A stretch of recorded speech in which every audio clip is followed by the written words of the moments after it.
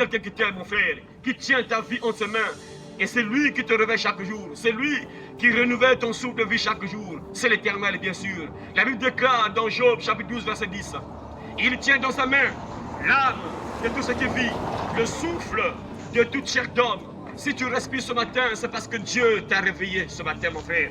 C'est parce que Dieu t'a réveillé. Ta vie est entre les mains de Dieu. Et c'est lui qui a décidé que tu sois compté parmi les vivants de ce matin, mon frère. C'est une grâce. Et ce n'est pas un hasard si tu respires encore, mon frère. C'est pour un but.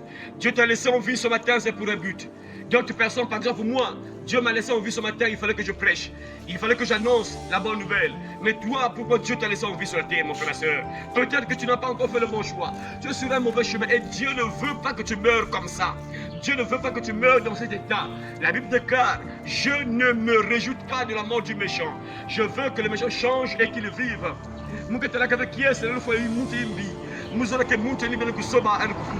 Et certainement voilà pourquoi Dieu t'a laissé en vie ce matin.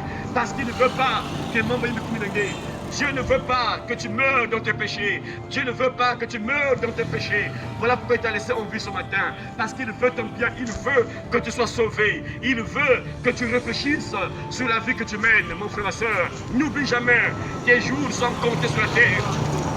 N'oublie jamais, mon frère, ma soeur, tes jours sont comptés sur la terre. Ton temps est limité sur la terre. Et le jour viendra où tu quitteras ce monde. Le jour viendra où tu mourras, mon frère, ma soeur. Où serais-tu si demain était ton dernier jour de vie sur la terre? Où serais-tu si tu mourais dans une semaine? Où serais-tu si tu mourais dans un mois, mon frère, ma soeur? Tu prendras quelle direction, mon frère, ma soeur? Tu ne contrôles pas ton temps, tu ne contrôles pas ta vie, mais il y a quelqu'un qui contrôle ton temps, il y a quelqu'un qui contrôle la durée de ton existence sur la terre. Il y a quelqu'un qui tient ta vie entre ses mains. Et lorsque Dieu va décider que tu meurs, tu mourras, mon frère, ma soeur. Ecclésiaste chapitre 8, verset 8. L'homme n'est pas maître de son souffle pour pouvoir le retenir. Il n'a aucune puissance sous le jour de la mort. Il n'y a point de délivrance dans ce combat. Ça veut dire que quand Dieu va décider que tu meurs, tu ne pourras pas résister, tu mourras, mon frère. Et lorsque tu mourras, mon frère, la Bible déclare que tu vas passer en jugement. Tu seras jugé. Hébreux chapitre 9, verset 27.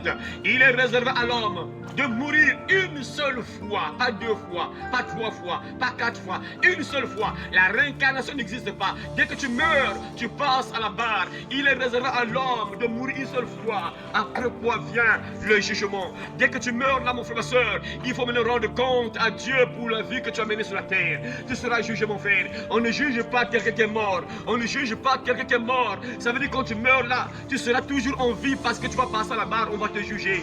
On va te juger par rapport à tout ce que tu as fait sur la terre. Voilà pourquoi sois sage. Réfléchis, mon frère, ma soeur, par rapport à tout ce que tu fais sur la terre. Sois sage. Réfléchis par rapport à tous les actes que tu poses sur la terre. Parce que tout ce que tu fais sur la terre va te rattraper au jour du jugement. Voilà pourquoi réfléchis, mon frère, ma soeur. Sois sage pendant que tu respires encore. Sois sage pendant que tu as encore le temps. Dieu te laisse encore le temps de te repentir. Dieu te laisse encore le temps de sauver ton âme. Dieu te laisse encore le temps de faire le bon choix, de sauver ta vie avant que ce soit trop tard, mon frère, ma soeur. Réfléchis, toi qui es content de mener une mauvaise vie, tu es content peut-être d'être là dans les bars, boîte de nuit, tu as une femme mais c'est peu, tu dois encore avoir d'autres femmes, tu as un mari mais c'est peu, tu dois encore avoir d'autres maris. Réfléchis, ma soeur, mon frère, pour tout cela, Dieu t'appellera en jugement. N'oublie jamais ça. Voilà pourquoi sois sage pendant que tu as encore le temps. Sauve ta vie, sauve ton âme pendant que tu as encore le temps. Sauve ta vie, sauve ton âme pendant que tu as encore le temps. Le salaire du péché, c'est l'enfer éternel. Le salaire du péché, c'est la mort. Le salaire du péché, c'est l'enfer éternel. Et Dieu ne veut pas que tu sois en prison. Dieu t'aime tellement qu'il ne veut pas que tu sois condamné. Dieu ne veut pas que tu sois damné en enfer. Dieu ne veut pas te voir brûler en enfer. Il a donné une solution gratuite pour tes péchés. La solution, c'est Jésus-Christ. Il est mort, assassiné sur la croix, afin que tes péchés soient effacés. Mais il était blessé pour le péché, brisé pour nos iniquités. Mais il était blessé pour nos péchés. Le prophète Ésaïe a prophétisé ce que Jésus-Christ a fait. Le prophète Ésaïe a prophétisé 700 ans. Le prophète Ésaïe a prophétisé 700 ans avant que Jésus-Christ ne vienne. Il a prophétisé ce que Jésus-Christ devait faire. Il a déclaré ceci. Le prophète Ésaïe a déclaré ceci.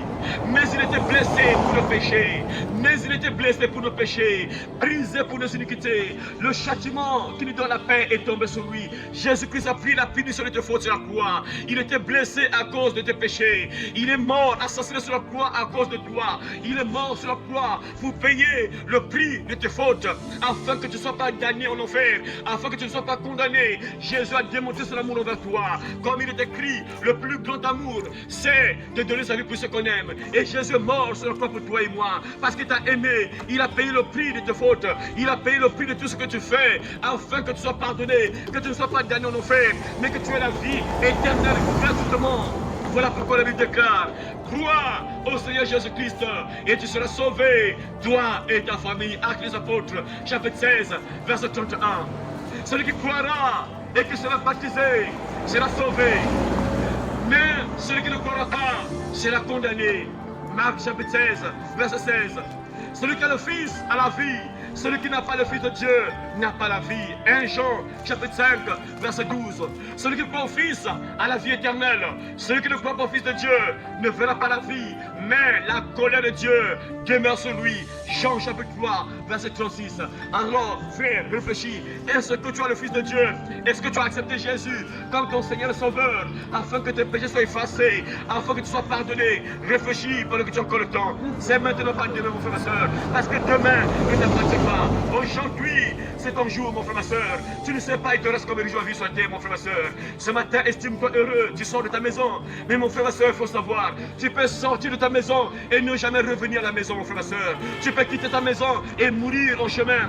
Tu peux quitter ta maison et mourir au travail. La mort peut te prendre à n'importe quel moment, mon frère, ma soeur. Il y a des gens qui quittent leur maison, qui vont mourir au travail. Il y a des gens qui vont mourir en chemin. Il y a des gens qui ne vont jamais entrer chez eux. Lorsqu'ils sortent de leur maison, ils ne vont jamais revenir, mon frère, ma soeur. La mort peut te prendre à n'importe quel moment. Tu peux mourir n'importe quel moment, mon frère, ma soeur. Et si la mort te prend aujourd'hui, si la mort te prend à 12 heures, si la mort te prend à 15 heures, tu prends dans quelle direction, mon frère, ma soeur? Réfléchis avant qu'il soit trop tard. Dieu t'aime, il veut ton bien. Pense à la vie que tu mènes, mon frère, ma soeur. Cette vie te conduit où, mon frère, ma soeur? Regarde un peu ce que tu fais chaque jour, mon frère. La Bible déclare, on ne se moque pas de Dieu.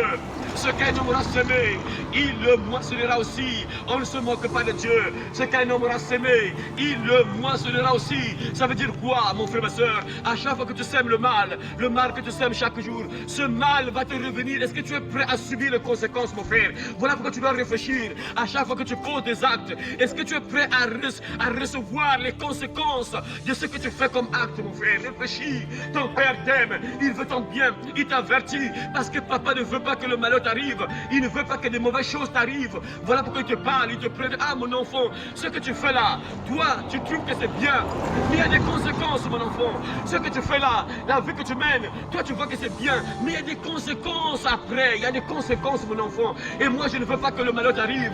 Et voilà pourquoi Dieu envoie les gens, Dieu envoie les évangélistes, les hommes de Dieu pour te parler, parce que ton Père veut ton bien, mon frère, ma soeur. Et ce matin, Dieu te parle, il te parle, il te parle. Réfléchis, regarde un peu la vie que tu mènes, mon frère, ma soeur. Cette vie te conduit où?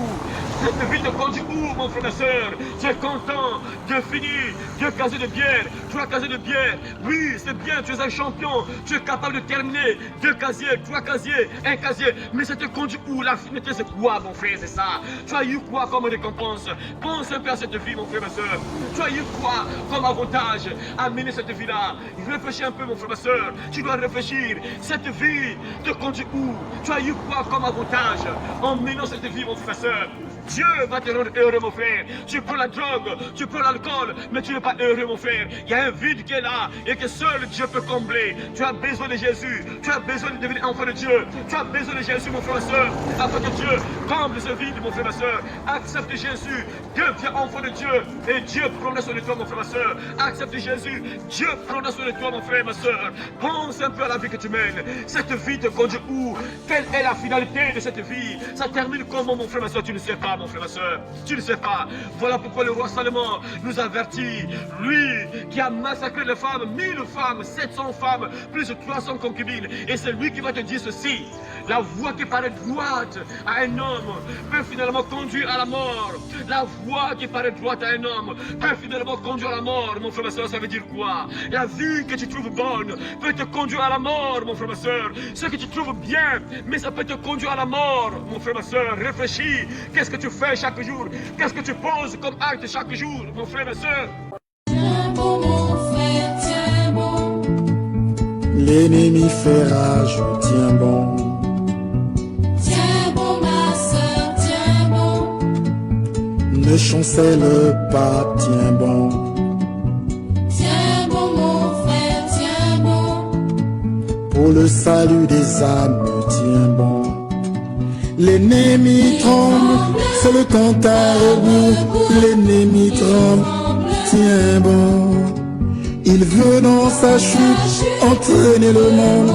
Oui, tout dans sa chute, tiens bon. On lutte à genoux, oui, dans la prière. On lutte à genoux, tiens bon. Et l'Esprit de Dieu te gardera partout où fait rage l'ennemi. Et l'Esprit de Dieu te gardera.